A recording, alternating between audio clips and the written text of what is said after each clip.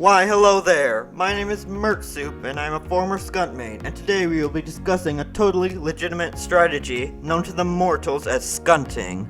I bet you're asking me, but how do I start Scunting? At least, I assume. If you aren't, then this is gonna be pretty awkward.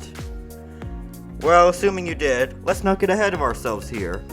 First, we gotta talk about the weapons and their stats as that you use in Scunting before we can get onto how you use them and be the most annoying possible you can be. The specific scattergun that is almost universally used by Scunts to a point that if they aren't using this, they might as well be just a regular scout is the Force of Nature. Let's start off with the upsides of this weapon. The first one is a 50% and faster firing speed, so your bullets will come out absurdly fast. The same speed that you get with a soda popper, but with a slower reload than the soda popper. The next upside is that you gain a significant knockback to yourself and the enemy when you shoot. This also means that you can jump with this gun by shooting it at the ground. While you can't jump twice by shooting at the ground twice, it's still a lot of fun to use. And the final upside is that you get 20% more bullets for every shot that you fire. On to the downsides of this weapon, and the first of the two is a 10% damage penalty per bullet, which makes it so, like the panic attack, there are more bullets in the shot, but each individual bullet, it does less damage, making the weapon slightly worse at longer range and slightly better at closer ranges. The next downside is a 66% clip size reduction. So you only have 2 shots before you need to reload, instead of the normal 6 that a scattergun has. There's also a little flavor text that says this weapon reloads its entire clip at once.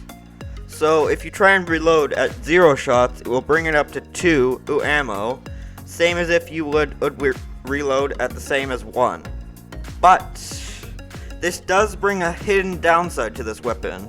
It's very inconsequential, but I think I should still talk about it. Whenever you reload, you lose 2 ammo from their secondary ammo.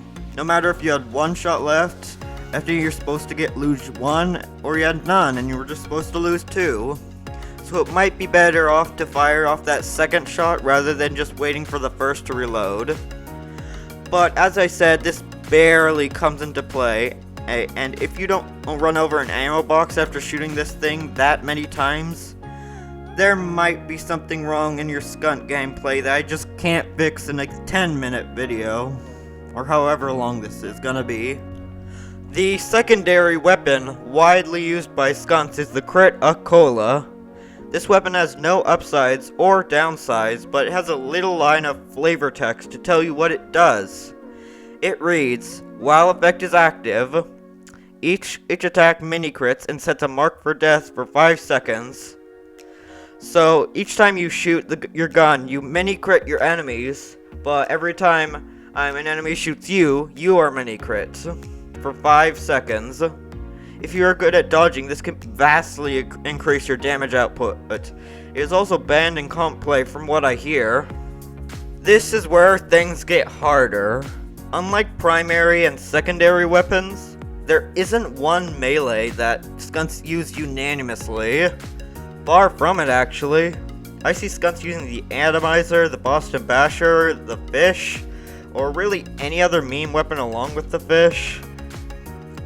I use the Fish personally because 1, I love the Fish, and if I ever have just really bad aim one day, I can just whip out the Fish, because for some reason I'm just a god at Fish Scout gameplay. I also bought a Festive Holy Mackerels, also that helps sway the decision a lot. If I ever was going to be an actual serious Scunt in heavy quotations, then I would probably go for the Atomizer for the triple jump plus the Force of Nature jump. Use what you want though. If you want me to read off the stats of the Fish, well, you're out of luck for now, because I already did a video on that. Go watch that if you want me to hear like a 3-minute video on the Fish. Now that we know what weapons to use, how do you Scunt? Well, like Soundsmith once said in his video about the force of nature, I'll put the link in the description if you haven't watched it, but if you haven't, why are you watching this? He's a much better YouTuber than me, go watch him.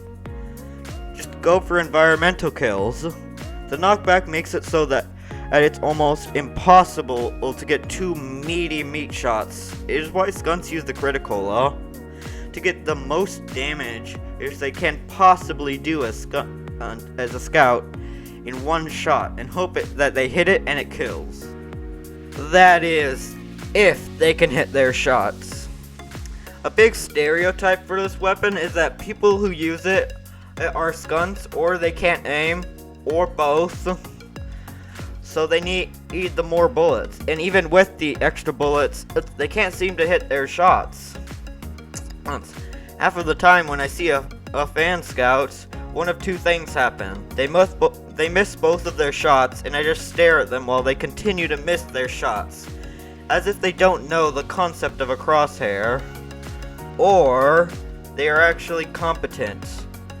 But the former is much more common, and when they actually are competent, it's still very easy to shut them down.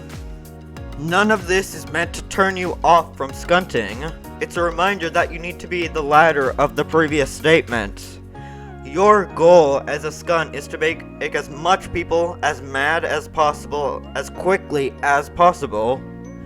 Whether that be taunting with the schadenfreude after every kill, whether you're in the situation where you won't die or you will die if you do it, or you could just do the classic critical fan meat shots, maybe throw in a few Lenny face binds, and you did it. The entire team is now so infuriated that they will target you, ask your team to kick you from existence.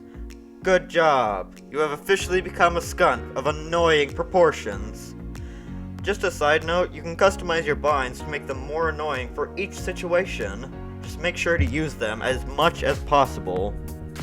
Good luck on your journey, Scunt number 28,951. Godspeed. Also, like with the Fish Scout video, there was way too much footage that were just way too good for me to throw out, so the final few minutes of this video is just gonna be some background footage that I just really didn't want to throw out. So, goodbye for now. I'll see you next time in the back burner video.